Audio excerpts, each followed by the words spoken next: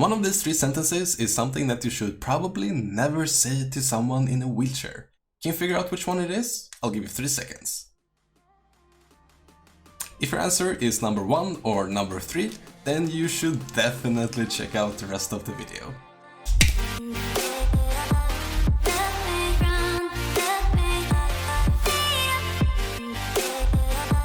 So before we even start talking about what not to say to a person in a wheelchair, let's talk about how not to say those things. Which brings me to my first point, which is to bend over. Actually, funny wheelchair fact, because I'm living in Sweden, people are genuinely very tall over here. So when I'm walking down the street sometimes, people's asses are like literally in my line of sight. Like that's all I see, like just an ass like walk by like this and I'm like, what? See, now this is a good thing for most part, but there is one a little bit like weird situation, and that is if I'm hanging out with like a friend, for example, and we're talking about something random and we're walking down the street, I'm like pushing my chair, and sometimes you will want to look at the person that you're talking to like see what the reaction is or whatever.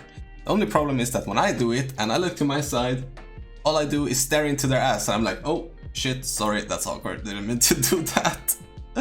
But yeah, I'm used to all these situations because I just see myself as a very short person and there's nothing more to it. I never even think about this situation until some people decide to bend over while talking to me.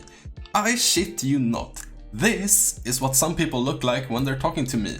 Like I'm a 5-year-old child or something that they're scolding. Like, come on, we are grown-ass people, stand up straight and talk to me like you're equal. Now, you might ask, what can I do to help a person in a wheelchair then, to make them feel comfortable? And in this situation, I mean, nothing. It's just 2 people having a conversation. Do whatever makes you feel the most comfortable. Usually for me, that would be if the other person is sitting down so that we can be in the same eye height. It makes it very natural and very comfortable for me. Another thing that I've seen some people do, and I'm not sure I like this, but I do appreciate it sometimes, and that is that the other person sits down on the floor. And that way they are below me and I'm actually looking down at that person. Why I don't like this is because it feels weird that you have to sit on the floor for me, and also suddenly I'm in a position of power looking down at you. Like, I don't want to look down at someone, like, don't make it weird. But I really do appreciate the gesture, and it's quite nice having that shift in the power balance. For number 2, we have the question, do you need help? I feel like my standpoint on this particular situation is probably the most controversial compared to the rest of the wheelchair community, because I don't really agree with how they handle the situation. Hear me out. I'm part of like a lot of different Facebook groups for people in wheelchairs and people with disabilities, where people can share tips or everyday situations and anything wheelchair or disability related. And one of the most common topics is that they're complaining about that people are asking them if they need help. The situation usually goes something like this. The person in a wheelchair has just done some groceries and is trying to load it in their car. A person is walking by, and for the person walking by, it looks like the person in a wheelchair is struggling, and therefore they're asking, do you need help? The person in the wheelchair then gets offended. And don't call special snowflake yet, like yeah, I know there's a whole thing about that, but I understand where they're coming from and I'll get to that in a second. But the argument for the person in a wheelchair, why they're getting mad, is that if they weren't able to do the groceries, they just wouldn't do it. I mean, nobody is going to put themselves in a situation where they know that they're going to fail. Let me tell you a funny story from my summer so that you will understand the situation from both sides here. So it's obviously the summer and it's the lockdown and all the gyms are closed, so I'm outside doing my workout. And I don't really get any cardio workout from just pushing on a flat surface for a long time, so what I like to do is that I like to do hills for cardio. And if it looks like I'm dying while doing it, it is because I am, because that shit is freaking hard. But you know, that's part of the workout, that's the way I love to do it. So one day when I'm doing my hills and I'm like literally in the end of like a 2-hour workout, it's like, it's my last hill and it's like 30 degrees outside and it's like the sun is scorching and I'm really pushing myself mentally to get through this last hill so that I can go home and grab some water. So I'm over there like...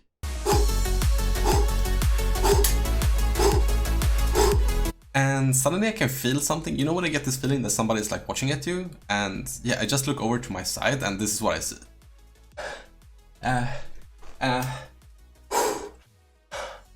Excuse me? Excuse me?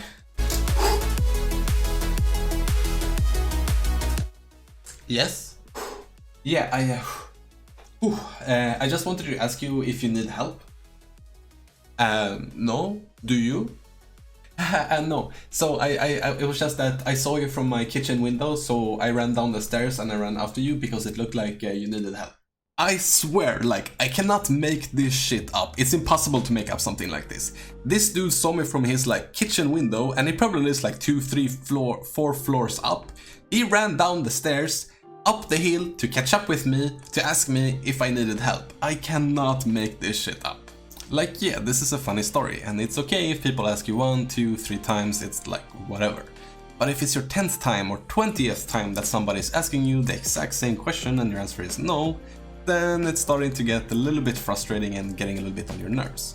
And remember, I did like 6 workouts a week, and without a fail, every single day at least one person would ask me if I needed help.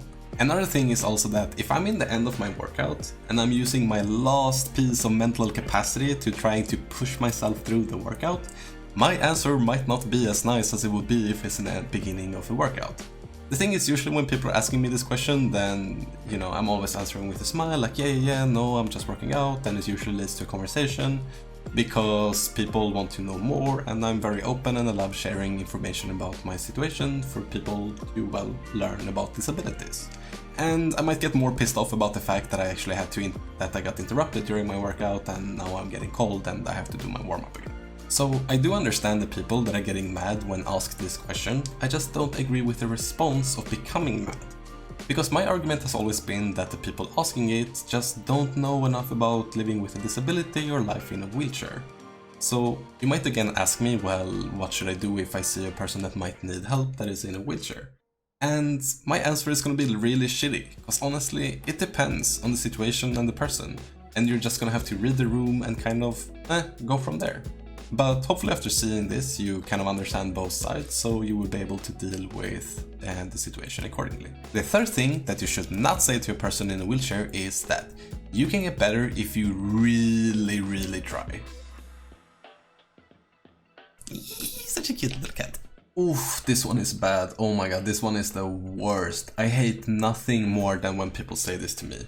Understand that I'm like a very nice person, and as long as people are nice towards me, I'm very nice back. But if this is one of your first things that you say to me, that shit's personal. Like, I will hate you and I will assume that you are freaking stupid. Okay, that's a bit rough, but like, let me explain why this is really personal to me. So I've been injured for about 8 years, and after my injury I started competing in a sport that is called wheelchair rugby. I've been to 2 European championships and I've been to 1 world championship. When I trained the most, then I trained about 6 to 8 times a week. Like, I train really freaking hard. Like, there's no way I could train more. Like, I push myself as hard as I possibly can during workouts. Harder. If you work out harder, then you will be able to move them eventually. Well, shit, why did I not think about that? Oh my god, let me just go hit the gym immediately and like tomorrow I can walk. Oh, wait, no. Do you know why that wouldn't work? Cause I just came from the gym and I did 2 hours. I'm dying. I want to go home and I want to eat my protein and I want to go to bed. You understand that there is something called the Paralympics, right? There are like these hundreds of people that work out at an elite level every day, and it's the only thing that they do. Like, according to your theory, if they just worked out a little bit harder, they would be able to walk again. Or do you think that the grand prize for winning the Paralympics is to be undisabled or something? Like, oh my god, he won the 100-meter wheelchair race, tomorrow he's gonna be able to walk. Like, oh my god, the stupidity of people would never stop to amaze me. Now, I'm just joking here, but this is what some people genuinely believe. Like, people will think that if I just work out a little bit harder, I will be able to move my body again. But again, this comes from a place of not knowing enough about disabilities, and in conjunction with having somebody in their family or like a friend or someone who broke their neck or broke their back and was able to get back on their feet. The thing that you need to understand is that spinal cord injuries are very different. No injury is like the other. And there's basically, let's break it down like this. There are 3 different things that can happen. And whenever I hear about like miraculous recoveries, it's usually the fact that they didn't actually break something. They hurt their back or they hurt their neck, which means that the tissue around the nerves is getting swollen, and therefore the signals are not able to pass through the swollen part of the nerves. Now, the thing is that it can take up to like 1 or 2 years until this nerve swelling actually lets go, and therefore it can look like people have miraculous recoveries after 2 years. And if you have like a super good recovery and you get back on your feet after being in a wheelchair for a while, I am super happy, jealous, but super happy for you. The only problem is that now I need to listen to your friends and family members tell me that I need to work out harder, like, no. The other two scenarios are what we call complete and incomplete injuries. Basically, a complete injury is like a textbook injury. So it's like somebody took like a knife and cut your back or your neck off at a certain point. And depending on what that point is, there is a certain amount of function that is lost. I will put a picture here on the side together with a link down below that you can study it a little bit closer. But for every bone in your back and in your neck, there's a certain amount of function related to it. For example, I'm a level C6, which means that I hurt the 6th bone counted from the top in my neck. And therefore I can't move my fingers, I have weak arms, and I can't feel anything from the middle of my chest. If I hurt one bone higher up, which is C5, then I would not be able to move my arms barely at all. And if I hurt one bone further down, which is C7, then I would be able to have a little bit of finger function. And then of course the last scenario is that you have an incomplete injury, which is most people out there because the real life isn't like a textbook. So that means that you have some parts of your nerves that are not actually completely hurt, and therefore there are like things that you can move in your body. There are people who can't really move their fingers, but they can walk a little bit, and there are like all kinds of weird combinations. The fourth thing you should not say to a person in a wheelchair is, "But you are so young." See, this one comes down to a matter of perspective, because it's usually said by old people who look at young people and think that it's really sad that they are in wheelchairs. But the thing is, I got injured when I was 16, so it was my first year of high school. And honestly, I feel like I got injured in the perfect time in a way. I was 16, so I was old enough to have lived through puberty and all of the amazing and fun things that comes with exploring one's own body during your teen years. But if I got injured when I was really old, then I'm too weak to be able to even handle a wheelchair. Like, I look at the old people that are injured and are in a wheelchair, they're like barely able to push on a flat surface. While for me, pushing on a flat surface, just like walking, it doesn't cost me any energy, it's not hard. And if you're in your middle ages, kind of like around 30, 40, 50, I mean, you have family, you have a career, you have like, your whole world is kind of like planned ahead of you, like you know exactly what you're doing. And if you get injured, you really mess up that world. When I was 16, I had an idea of that I wanted to become a pilot. That was my absolute dream and that was what I was studying for. But I was young enough to be able to change my studies without it really impacting my life. So today I'm studying computer science, and I'm also doing user interface and user design studies. So if you get injured while you're young, don't see it as a bad thing, try to look at the bright side of things. The thing is that you're so young and you're so adaptable and you have all this energy and time, and you're gonna get used to the situation. I know it took me like 6 years before I was even remotely comfortable with my everyday life and my situation. The thing is that I really am in a place in my life where I expected to be at the age of 25. I have a car, I have a beautiful girlfriend, I have a nice home, I'm soon done with my studies, and I have traveled to literally every corner of the earth while competing at an international level. So yeah, life is good, life is really good. So whatever hardships you're going through in your life, let it take its time. It's gonna be fine. And now for the fifth and final thing in today's video about what you should not say to a person in a wheelchair. What happened to you? Seriously, you shouldn't say this? I don't agree with this at all. The thing is that I was running out of ideas to put in this video because I don't get offended or mad about honestly like anything almost. For example, I love telling about my story because I think that my story is super stupid and super funny.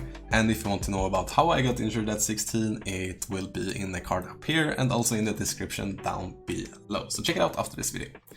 But yeah, the thing is that I think that most people want to share their stories because I think that most of them are like, it's very special and very interesting. I've never heard about anyone who does not want to share their story. However, I must say that it is a little bit awkward asking because even for me, who has a lot of friends that are in wheelchairs, I've actually never asked them myself. It feels really awkward to do that. I have always found out from someone else or from somewhere else about how they got injured. But still, I still think that you should ask, and I don't think there is almost anyone out there that will feel bad about you asking. And honestly, you will hear some very interesting stories that can go from both horrible to like really funny. Because there are people out there that got shot and therefore they're paralyzed, and there are people out there who fell asleep behind their desk and hit their head in the desk, and now they are paralyzed. So yeah, there are some really insane stories out there. And with all that said, let me know in the comments down below if you agree or disagree with my points, and let me also know if there are any kind of topics regarding to disabilities or being in a wheelchair, or just my everyday life that you would like me to make a video about. Do also check out my social medias. I have Instagram about my everyday life, I have a travel blog, and I do also stream on Twitch every Monday, Thursday and Sunday. So if you want to see me play some games live or just hang out with me or ask some questions, do subscribe to my Twitch channel. Hit that like button if you like the video, subscribe for future content, and hit that cute little bell if you never want to miss out on a video ever again. And yeah, remember everyone, enjoy life and stay positive. Bye!